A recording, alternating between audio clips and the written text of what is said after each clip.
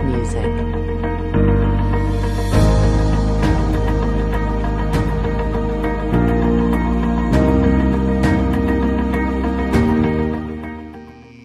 Amin. Kita beri tepuk tangan dulu buat Yesus kita yang luar biasa. Terima kasih untuk tim puji sembah yang membantu menolong kita, membawa kita datang masuk ke pelataran Tuhan, memuji menyembah Tuhan. Saudara-saudaraku, pada kesempatan ini saya rindu membagikan kepada saudara kembali firman Allah. Dan saat ini saya akan coba membagi bagaimanakah kita setelah diselamatkan. Ya, apa yang sebenarnya Tuhan rindukan. Dan banyak memang ayat-ayat atau kebenaran yang menunjukkan apa sebenarnya yang harus kita lakukan setelah kita diselamatkan. Ada satu hal yang penting kalau kita membaca dari kitab 1 Korintus bilang bahwa ketika kita sudah diselamatkan, hidup kita bukanlah untuk diri kita lagi. Katakan amin. Hidup kita adalah untuk Tuhan, karena Kristus telah mati untuk kita, saudara-saudara. Kristus telah mati untuk semua orang. Di dalam 2 Korintus pasal 5 ayat yang ke-15 dikatakan, Kristus telah mati untuk semua orang, supaya mereka yang hidup tidak lagi hidup untuk dirinya sendiri, tetapi untuk Dia yang telah mati dan telah dibangkitkan untuk mereka. 2 Korintus 5 ayat 15 menunjukkan dengan jelas, kalau Anda hari ini sudah berkata bahwa engkau sudah diselamatkan, Kristus sudah mati untuk kita, maka kita sebenarnya tidak lagi boleh hidup untuk diri kita sendiri, tetapi kita harus hidup untuk Tuhan. Kita pribadi harus makin berkurang, Yesuslah bertambah-tambah dalam diri kita. Sampai akhirnya nanti kita berkata, hidupku bukannya aku lagi, tapi Kristus yang diam di dalamku, Dialah yang hidup di dalamku. Saudara-saudaraku, kita harus semakin berkurang, biarlah Kristus semakin bertambah-tambah di dalam hidup kita. Haleluya, amin saudaraku. Mari saya jemput kita untuk melihat sebuah ayat kebenaran dalam kitab 1 Yohanes pasal yang ke-5. Kita melihat kitab 1 Yohanes pada pasal yang ke-5 ayat yang ke-13 sampai yang ke-15. Nah, dari ayat ini kita akan belajar satu hal yang harus kita lakukan, bahwa hidup kita bukan untuk diri kita lagi, tapi hidup untuk Tuhan. Dan kita akan mencoba belajar apa itu untuk Tuhan. Artinya kita mulai sesuaikan hidup kita, pola pikir kita seperti apa yang Tuhan mau. Mari kita pandang ayat dan kita baca ayat ini. Lihat bersama-sama 1 Yohanes pasal 5 ayat 13 sampai yang ke-15. Saya baca perlahan-lahan, dan saudara dan saya biarlah mencatat dengan baik, karena bisa saja ayat-ayat yang lain Tuhan beritahu kepada saya, Tuhan ingatkan saya maksudnya, sehingga saya beritahu kepada saudara ayat-ayat yang lain. Saudara-saudara perlu sadari bahwa Rasul Yohanes, sang penulis kitab ini, adalah seorang rasul yang sangat dikasihi.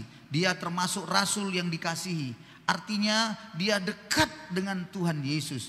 Dia punya hatinya itu, hati begitu mengasihi Tuhan. Makanya kalau Anda baca ayat-ayat ataupun baca tentang tulisan, kiriman, surat daripada Rasul Yohanes, itu menunjukkan semua tentang kasih.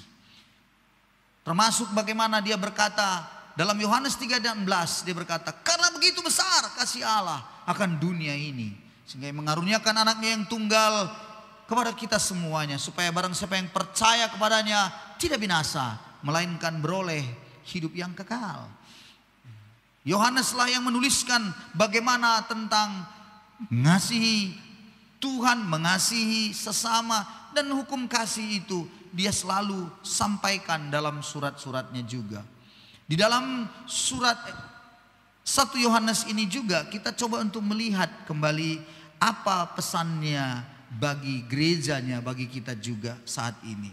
Ayat 13, saya jemput kita melihat ayat itu. Lihat sama-sama, semuanya itu, maksudnya semuanya itu ayat-ayat sebelumnya, pasal-pasal sebelumnya yang berbicara Allah adalah kasih, iman yang mengalahkan dunia, bagaimana tentang anak-anak Allah, kasih terhadap saudara, dan itu semuanya pada pasal-pasal sebelumnya maksudnya. Semuanya itu kutuliskan kepada kamu.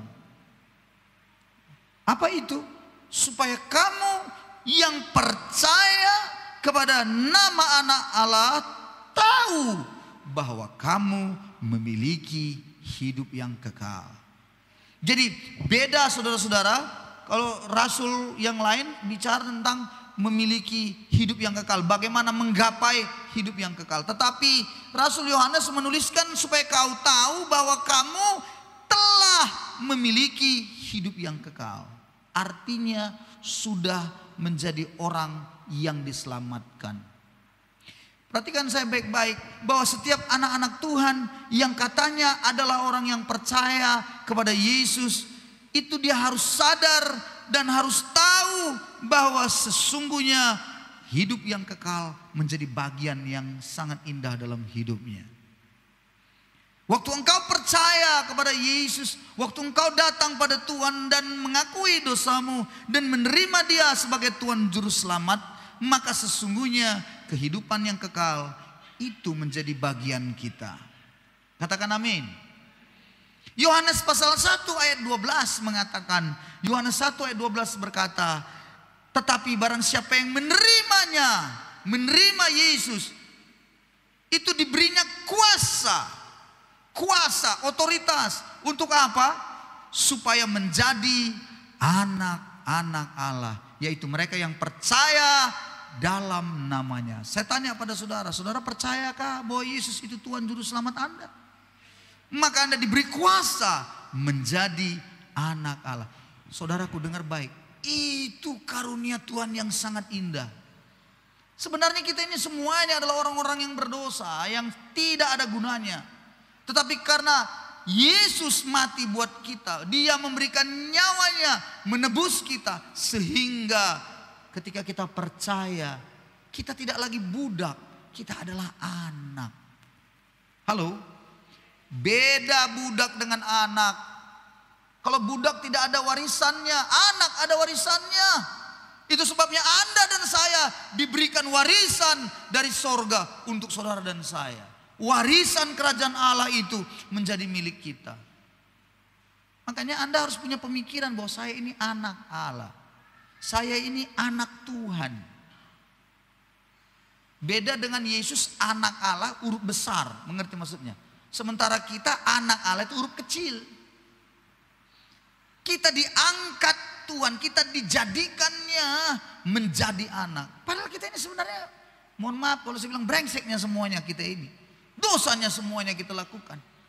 Tetapi begitu kita datang kepada Kristus, percaya kepadanya, menerima Dia di dalam hidup ini, maka kita diangkatnya menjadi anak. Itu sebuah kemurahan, kasih karunia, anugerah yang tiada taranya. Amin, saudara-saudaraku. Dalam sebuah kisah, kalau Anda lihat gambar ini adalah sebuah kisah di dalam kitab Yohanes. Pasal yang keempat, percakapannya dengan perempuan Samaria di sumur. Perempuan Samaria ini adalah perempuan pelacur. Ingat saudara-saudaraku, pelacur. Itu yang selalu membuat saya kagum akan Yesus. Kenapa? Yesus itu tidak pernah menghakimi atau membuang orang berdosa. Justru Yesus akan melawan atau mulai bertentangan atau akan mengatakan kata-kata yang pedas bukan kepada orang berdosa, tetapi kepada siapa? Kepada ahli Taurat, kepada orang-orang Farisi, imam-imam itu. Kenapa? Karena mereka munafik semuanya. Tuhan berkata, celakalah engkau ahli Taurat, celakalah engkau orang Farisi. Tapi Dia tidak pernah berkata, celakalah engkau para pelacur. Luar biasa. Kenapa? Karena Tuhan tahu pelacur itu butuh keselamatan. Kalau ahli Taurat sudah tahu tapi nggak mau, ngerti? Di dalam sinagog bait Allah hebat memberitakan, menyampaikan firman Taurat itu, tapi begitu keluar gila hormat, ngerti? butuh selalu dihormati, butuh selalu disanjung. Dan Tuhan muak dengan seperti itu. Sang pelacur ini berkata, ketika Yesus bilang, perempuan beri aku minum. Pelacur ini bilang, ya masa orang Yahudi meminta minum sama orang Samaria? Mana boleh itu. Tidak bisa, memang tidak mungkin menurut adat istiadat waktu itu. Lalu Tuhan bilang, kau tahu kalau kau minum dari sumur itu, kau akan haus lagi. Tapi kalau kau minum dari apa yang kuberikan, kau tidak akan haus sampai selama-lamanya. Kenapa Yesus berbicara tentang air, tentang haus? Karena sebenarnya perempuan pelacur ini haus dengan kasih sayang. Haus akan seorang yang bisa menyayangi dia begitu rupa, mengasihi dia begitu rupa. Tapi mungkin karena salahnya dia ganti-ganti laki-laki. Dan Yesus bilang, kalau kau minum dari sumur itu, artinya kalau kau berusaha dengan kekuatanmu, kau berusaha dengan apa dirimu, kau tidak akan pernah menikmati. Hausmu itu akan terus ada. Tapi kalau kau datang padaku, percaya padaku, maka air kehidupan kuberikan kepadamu yang kau tidak akan pernah haus lagi. Saudara-saudara, sebuah ajakan dari Tuhan yang sungguh luar biasa. Dan Yesus bilang, panggil suamimu. Dengan jujur, aku tidak punya suami. Yesus bilang, tepat katamu. Karena laki-laki yang sekarang bersama denganmu di rumahmu, itu bukanlah suamimu. Wow, perempuan ini bingung, siapa ini? Kenapa dia tahu tentang diriku? Dan ketika sudah disampaikan itu, dia lari dan pergi kembali ke kampungnya. Dan dia mulai mengajak semua orang di kampungnya, berkata, aku menemukan seorang di sana. Adakah dia Tuhan juru selamat itu? Dia tahu tentang hidupku. Dia berbicara tentang air kehidupan. Lalu ramai-ramailah penduduk dari Samaria datang menemui Yesus. Dan akhirnya Yesus tinggal di situ beberapa waktu kemudian. Dan mereka mendengar tentang kasih Tuhan yang besar melalui seorang perempuan pelacur. Maka saya percaya sekali bahwa penginjil yang terbaik bukan dihasilkan dari teologi. Penginjil yang terbaik bukan berbicara tentang orang-orang yang sudah lulus teologi. Penginjil yang terbaik adalah orang-orang yang sudah menerima kasih karunia yang berlimpah itu dalam hidupnya. Dan dia menyampaikan itu kepada orang lain. Saudara dan saya, engkaulah orang-orang penginjil-penginjil hebat itu yang kau sudah memperoleh kasih karunia, bukan bicara teologi. Amin, saudara-saudaraku. Haleluya, amin. Ya, kita lanjut ayat yang ke-14 dalam 1 Yohanes tadi. Mari kita perhatikan lagi. Dan inilah keberanian percaya kita kepadanya, yaitu bahwa ia mengabulkan doa kita. Perhatikan ayat itu. Keberanian kita percaya kepadanya. Keberanian percaya kita kepadanya. Jadi anak-anak Allah harusnya kalau engkau sudah dijadikan anak Tuhan, diangkatnya engkau menjadi ahli waris kerajaan surga, kau harus punya yang namanya keberanian percaya untuk datang pada Tuhan. Harusnya. Jadi anak, kalau sudah diangkat anak, kenapa Tuhan angkat kita anak? Itu karena kasihnya. Dan kalau karena kasihnya, seorang anak harus punya apa? Hubungan. Makanya kita ini memanggil Allah kita apa? Bapa. Kita ini anak. Nah kalau kita punya bapa, kita anak, bagaimana kalau tidak ada komunikasi? Contoh, kau punya anak di rumah dan engkau adalah seorang bapak. Bapak yang baik pasti rindu komunikasi sama anaknya. Pasti akan bertanya dengan anaknya. Dan senang kalau anaknya ngobrol, cerita. Seorang bapak yang baik pasti begitu. Tapi kalau bapak yang beling-beling, Nggak peduli dia sama anaknya. Cuek aja dia sama anaknya, nggak mau tahu dia. Bapak yang baik tidak seperti itu. Dan satu hal yang Anda harus tahu, kalau kita menjadi anak, kita punya hubungan kemudian percaya kepadanya. Percaya bahwa kita tidak ditolaknya waktu kita datang meminta. Betul nggak saudara-saudara? Percaya bahwa tidak akan dibuangnya Anda walaupun doa Anda salah-salah. Ada orang bilang, saya udah menerima Yesus Pak, tapi saya nggak pandai berdoa. Kira-kira bagaimana? Apakah dilihat bagusnya doa Anda itu? Tidak. Tapi memang kadang-kadang aneh, begitu masalah datang, berat datang, tiba-tiba pandai berdoa. Tuhan, tiba-tiba jago dia berdoa. Mukjizat saudara-saudara. Kalau ada masalah besar. Tapi kalau tidak, coba suruh berdoa. Susah. Itu berarti Anda belum tahu dan sadar bahwa Anda adalah anak. Nggak usah jauh-jauh. Kalau di kumpulan marga, ada kebaktian rumah tangga. Biasanya itu dalam tata tertib acara kebaktian itu ada doa tuan rumah. Betul apa tidak? Pasti itu. Suruh berdoa, suaminya di sini, istrinya di sono. Suaminya di sini, istrinya di sana. Bawa acara bilang, ya acara selanjutnya adalah doa dari tuan rumah. Tatap-tatapan suami di sini sama istri. Ya kan? Suaminya bilang, istrinya bilang, suaminya marah. Akhirnya istrinya pun berdirilah karena takut digorok lehernya, saudara. Mulai dia berdoa. Dengarkan saya baik-baik. Kalau Anda sudah menjadi anak, Anda nggak usah gentar. Anda harus tahu bahwa Anda anak, nggak mungkin dibuang Tuhan Anda, doa Anda salah. Haleluya, amin. Atau engkau masih muda, disuruh berdoa, ayo berdoa, ya udah kau berdoa, jangan aku nggak tahu aku berdoa balik. Udahlah, cepatlah. Ayo kalian berdoa, nggak pandai, udahlah, apa yang bisa lah, aduh.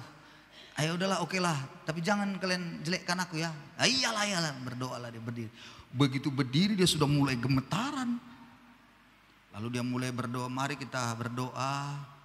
Udah mulai ketakutan, keringat dingin.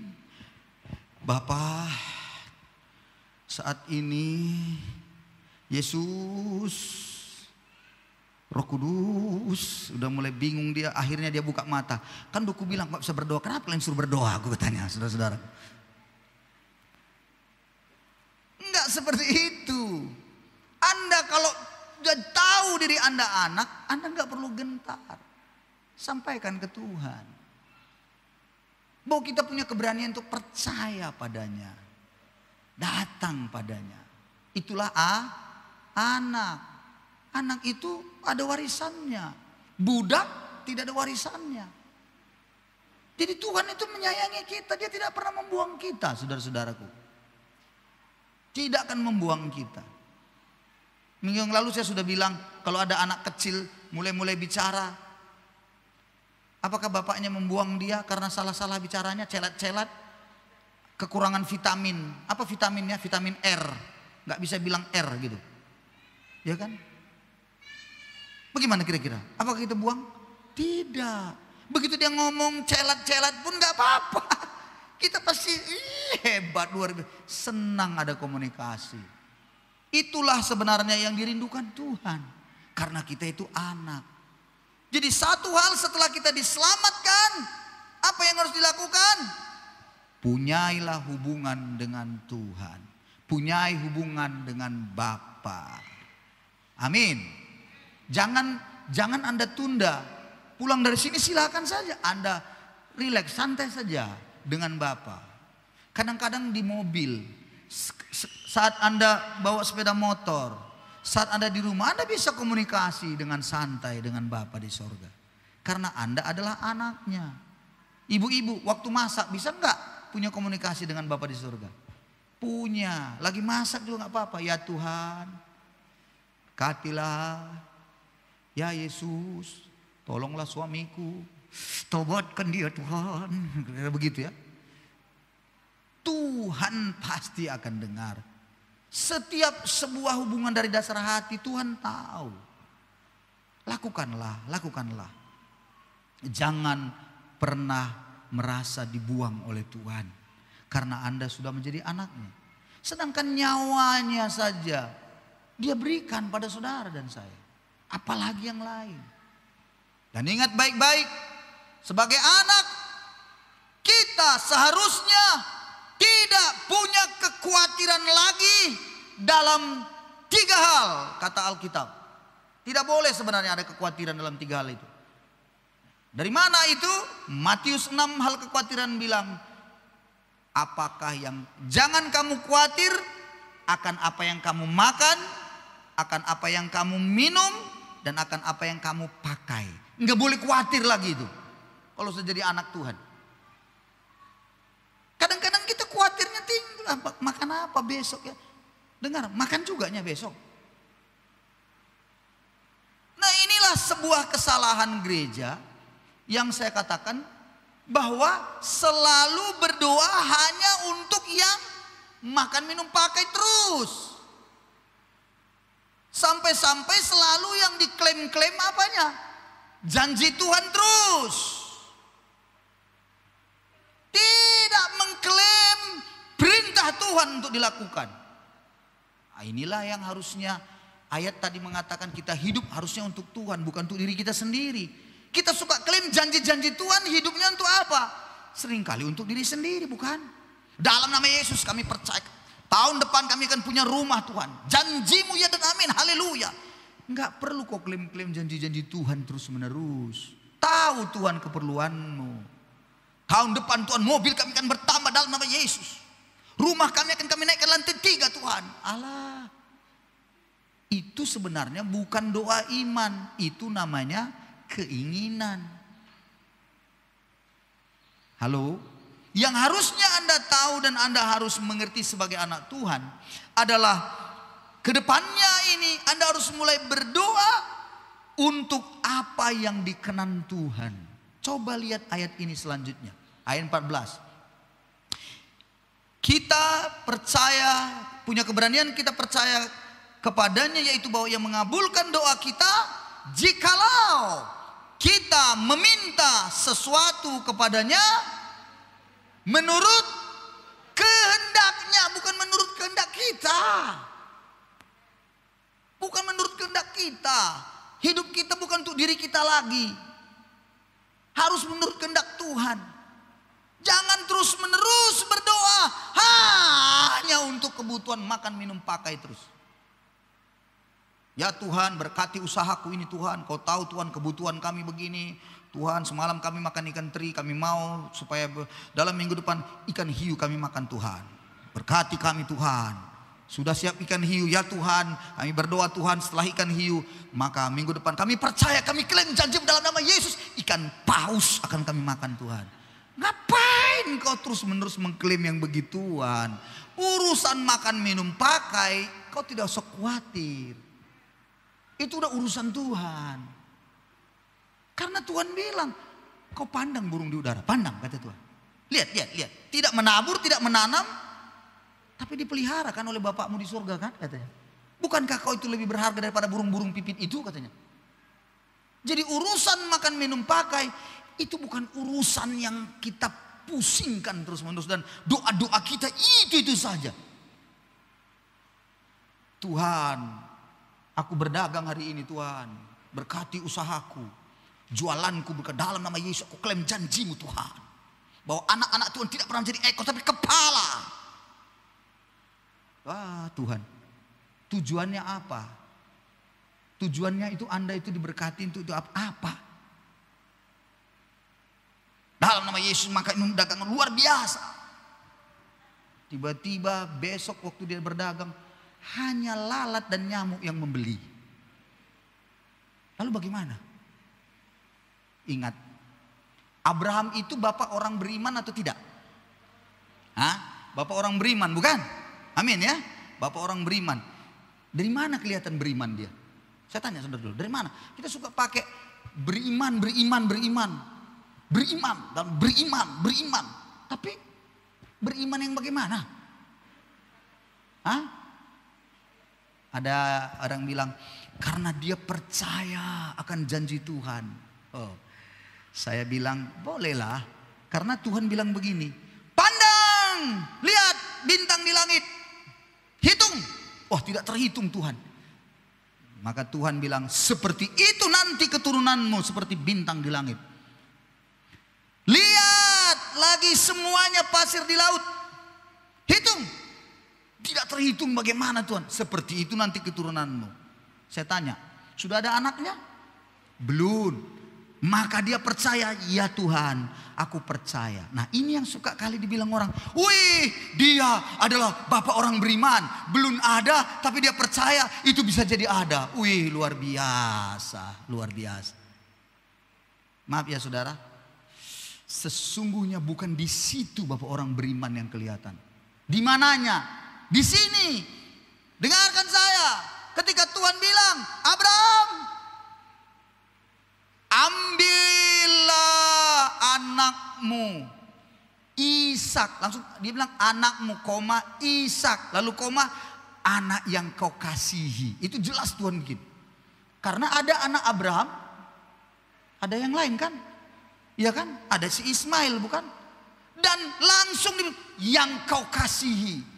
Kenapa dikasihinya? Ya, karena didapatnya pada hari tuanya. Dia sangat menyayangi Ishak sebagai pewarisnya. Tuhan bilang, ambil anak itu, kemana? Bawa ke gunung. Ngapain? Potong di situ, potong di sana. Korbankan sama aku, persembahkan. Saya mau tanya pada saudara, itu perintah atau janji? Dengarkan saya, perintah atau janji? Perintah bukan? Kira-kira kalau Anda sendirilah seperti itu, gimana? Hah? Coba sama Gisel misalnya, dipanggil Tuhan. Sama Gisel, bawa anakmu si Gisel itu. Bawa dia kemana? Ponojitoli. Ngapain? Potong di sana. Saya yakin sama Gisel bilang, yang gilanya kau Tuhan. Kan begitu kan? Agak betul kok ini. Saya pun kalau disuruh begitu, aku bilang nggak mau aku. Tuhan bilang potong, nggak mau. Makanya aku ini bukan bapak orang beriman. Ngerti maksudnya? Di situ orang berimannya. Aku ini bukan bapak orang beriman. Karena nggak akan berani aku. Masa suruh potong anak saya, taruh sana lagi, sembelih lagi. Tapi Abraham, dia taat. Jadi anak Tuhan itu sebenarnya yang harus dia klaim itu adalah perintah Tuhan. Bukan janji-janji terus. Dalam Yesus sembuh aku Tuhan begini. Betul. Saya tidak pernah alergi dengan itu. Tapi celaka 12-nya, dengar baik. Banyak orang sudah sembuh tapi tetap masuk neraka. Udah sembuh ke neraka. Dari mana buktinya? Lah, waktu kisah 10 orang kusta saja disembuhkan Tuhan. Semuanya mereka datang ke Tuhan. Pergi kau kepada imam. Mereka pergi berjalan. Apa yang terjadi? Sembuh mereka. Tapi berapa orang yang balik kepada Yesus? Cuman 1 yang pulang. Jadi 10 sembuh, 9-nya ke neraka semua. Hanya 1 yang masuk surga. Dan jangan bilang iman kesembuhan itu luar biasa. Dengar baik saudara-saudara. Belum tentu. Bukan saya bilang tidak, belum tentu. Tapi kalau iman perintah dia taat, itu pasti kelihatan. Tapi susah enggak itu? Susah, kita enggak mau. Jangan balas kejahatan dengan kejahatan. Balaslah kejahatan dengan kebaikan. Perintah, susah atau tidak? Susah. Hai istri, apa kata Tuhan? Tunduklah suamimu, gitu kan katanya kan? Oh tunduk, salah. Tunduklah kepada suamimu, bukan tanduk katanya. Tunduklah pada suamimu. Susah enggak itu ibu-ibu? Susah. Kau bapak, kasihlah istrimu. Susah enggak itu bapak? Susah. Tapi ditambahnya boleh. Kasihilah istri-istrimu. Itu bagus. Satu susah dia, tapi banyak, nah bisa dia. Ajaib itu. Susah. Tapi kalau sebenarnya kalau Anda lakukan perintah itu, engkau dapat berkatnya. Berikanlah persepuluhanmu ke rumah Tuhan, supaya dilindungi Tuhan dan dijagai Tuhan, pekerjaanmu diberkati Tuhan, buah bakulmu, kandunganmu semua. Itu gimana? Percaya nggak Anda dengan itu? Hah? Percaya nggak? Nggak usah kita klaim janji-janji Tuhan semuanya. Semuanya cocok sama kita janji Tuhan tuh. Nggak ada yang nggak cocok. Dan jangan lupa, Tuhan tidak pernah ingkar janji. Dia Tuhan yang tepat pada waktu yang Dia akan berikan. Itu terus diklaim-klaim dalam nama Yesus, dalam nama Yesus terus. Ngapain? Kenapa nggak Anda klaim haleluya Tuhan? Kalau aku memberi, maka aku pasti diberkati Tuhan. Itulah klaim janji Tuhan. Perintah itu yang harus Anda yakinkan diri Anda bahwa itu kalau lakukan dapat. Coba mulai. Coba pikirkan. Coba lakukan. Anda pasti lihat hasilnya yang sangat luar biasa. Setuju saudara-saudaraku? Amin. Coba mulai pelan-pelan, tapi pasti Anda pasti lihat hasilnya. Jadi perintah Tuhan itu, itulah sesuatu yang dikehendaki Tuhan. Berdoa kita minta sesuai dengan kehendak Tuhan, bukan kehendak kita. Nah, sekarang pertanyaan selanjutnya. Apa saja sih sebenarnya kehendak Tuhan di dalam hidup kita? Anda pernah tahu nggak apa kehendak Tuhan dalam hidup saudara? Apa? Apa yang sebenarnya ada di dalam hati Tuhan, kerinduannya? Apa kerinduan Tuhan sebenarnya? Kerinduan Tuhan yang terutama, dengar baik, adalah supaya setiap orang diselamatkan. Itulah kerinduan Tuhan. Jadi kalau begitu, kalau Anda berdoa, salah satu karena itu dikehendaki Tuhan, apa yang Anda lakukan? Berdoalah untuk orang lain. Jangan hidup untuk diri sendiri. Seperti tadi dalam 2 Korintus 5 tadi. Mulai berpikir bagaimana supaya orang lain diselamatkan. Dengar ibu, kau harus mulai berdoa buat suamimu dan sisi rumahmu. Kalau belum diselamatkan, tugasmu berdoa supaya semua orang diselamatkan. Tugas Anda berdoa untuk apa? Saudara-saudara Anda yang lain, supaya mereka juga diselamatkan. Tugas Anda adalah supaya keluarga besar Anda, mertua kah, orang tua kah, atau siapa saja yang bisa nantinya diselamatkan Tuhan.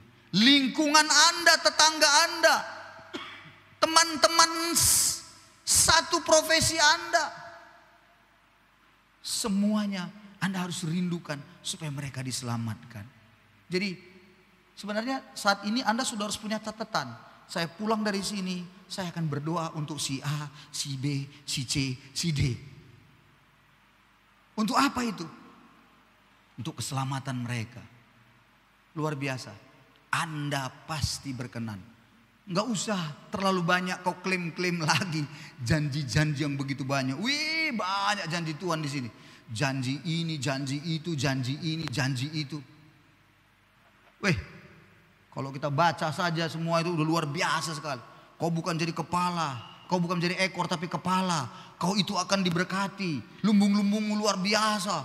Wih, engkau akan dibawa Tuhan ke suatu tempat lagi. Engkau akan naik, bukan turun. Kalau itu yes, kita suka bilang amin, amin, amin. Tapi perintah Tuhan gak pernah dilakukan. Lucu. Aku diberkati Tuhan, amin. Usahaku diberkati, yes. Tuhan bilang apa? Bayar persepuluhanmu. Jangan gitulah Tuhan. Ini aja pun kurang, masa diberi lagi. Nah, Anda berarti nggak belajar untuk taat. Makanya Anda nggak dapatkan sesuatu yang namanya berkat dari situ. Coba ya, gaji Anda 5 juta misalnya. Kebutuhan dan semuanya, anak-anak semuanya 10 juta. Satu bulan itu. 5 juta itu diberikan lagi 500 ribu karena persepuluhan Anda setiap bulan itu. Udah jelas akan berkurang memang. Tapi disitulah iman. Itu yang disebut bapak orang beriman tuh karena perintah itu dilakukannya. Nggak ada sebenarnya satupun alasan untuk dia berharap dan percaya sesuatu kayaknya bisa datang. Tapi karena dia punya iman kepada Tuhan, bahwa Tuhan sanggup dengan memberikan itu, dia percaya karena itu firman, maka itu pasti jadi dalam hidupnya. Seperti itu dia harus kita pegang. Perintah, bukan terus menerus kita klaim segala janji-janji. Ayat yang ke-15 yang terakhir, saya akan akhiri. Dan jikalau kita tahu bahwa Ia mengabulkan apa saja yang kita minta, maka kita juga tahu bahwa kita telah memperoleh segala sesuatu yang telah kita minta kepadanya. Maksud apa saja yang kita minta, jangan kita bilang, oh berarti aku bisa minta ini, bisa nambah istri, bisa ini, bisa nambah ini. Bukan itu. Maksudnya ayat 14, yang menurut kehendaknya. Jadi Anda lakukan, Anda pasti menerimanya. Kalau Anda melakukan kebenaran itu, Anda berdoa untuk itu yang sudah Anda lakukan, maka karena itu kehendak Tuhan, Anda pasti menerimanya. Begitu Tuhan bilang, beri persepuluhanmu, dan Anda yakinkan dalam diri Anda percaya karena itu firman, ada janji Tuhan di situ, Anda lakukan, percaya, engkau pasti menerimanya janji itu. Karena Tuhan bilang, aku rindu supaya keluargamu diselamatkan. Engkau berdoa untuk keluargamu, dan engkau yakin karena itu kehendak Tuhan, keluargamu pasti akan diselamatkan Tuhan. Itu maksudnya. Kehendak Tuhan. Ayo. Saya ajak kita semua pada hari ini, kesempatan ini. Lewat kebenaran ini. Harapan besar saya. Pulang dari sini Anda mulai doakan lingkungan Anda. Di rumah kami, di samping rumah kami, itu kerjanya dulu tuh minum minuman keras, mabuk, malam nyanyi, aduh lagunya pun ajaib. Tapi bagaimana caranya? Tidak dengan ngomong kotor, maki, tidak. Tekukkan lutut bersama, berdoa buat mereka. Akhirnya tutup. Kan Tuhan yang melakukannya, bukan kita. Tidak ada lagi tuh. Sekarang masih bunyi terus yang di depan rumah kami, itulah pergumulan kami. Tahu maksudnya masih bunyi? Tiap pagi dia bunyi dia. Allah, itu tiap pagi tuh depan. Apa yang dilakukan? Apa kita marah-marah? Enggak. Doakan lagi. Tuhan, aku percaya. Satu persatu mereka akan kau jamah. Sampai waktu saya lihat mereka pun melakukannya, ibadahnya, saya bilang, Tuhan Yesus yang baik, temui mereka karena mereka adalah anak-anakmu juga. Datanglah kau pada mereka. Karena nggak mungkin aku masuk ke dalam, lalu aku menginjil di situ, dilemparilah. Yang betul saja. Tapi kita berdoa, Tuhan, aku percaya Engkau pasti akan menolong, menyelamatkan mereka. Semua ini adalah orang-orang yang kami kasihi. Sekarang tahun baru sudah mulai kami siap-siapkan. Kemarin saya ngomong sama istri, "Ma, tahun baru ini kita harus berbagi lagi." Apa itu? Kita harus siapkan lagi roti-roti, kue-kue kaleng, banyak-banyak kita kasih dan kita doakan mereka, kita kasih buat mereka. Itulah perintah, bukan? Perintah, bukan?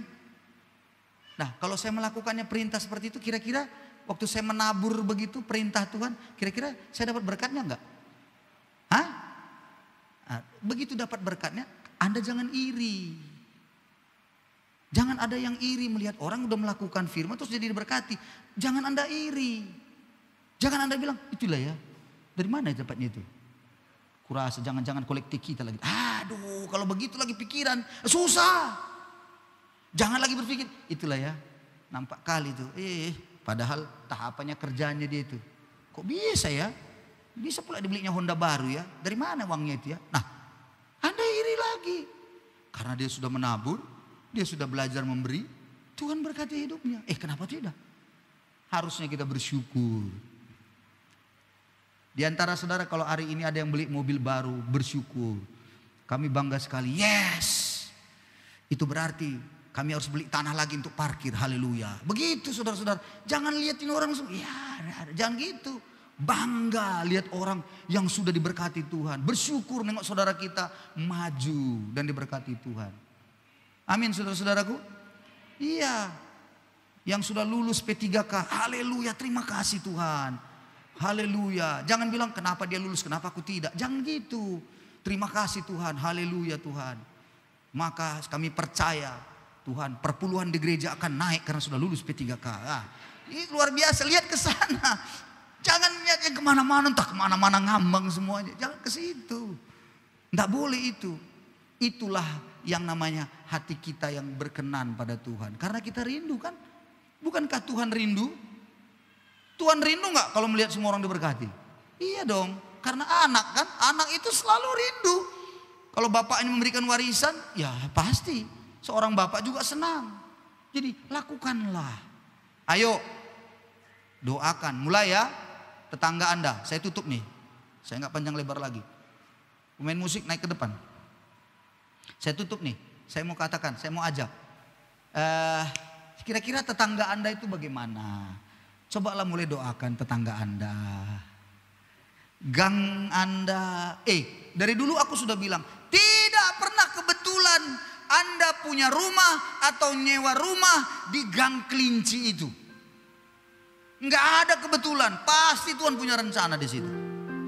Enggak kebetulan Anda menikah dengan suami Anda yang sekarang Mado Harepa kah itu, Mado Telambanua kah itu, Halawa kah itu, sampai Mado Buaya kah itu, Lembu kah itu. Enggak ada kebetulan, pasti ada rencana Tuhan. Saya yakin kalau engkau anak Tuhan, kau sudah ditebus dengan darahnya, pasti kau punya sebuah kerinduan supaya mereka juga diselamatkan. Mari kita datang pada Tuhan hari ini, kita datang pada Dia hari ini.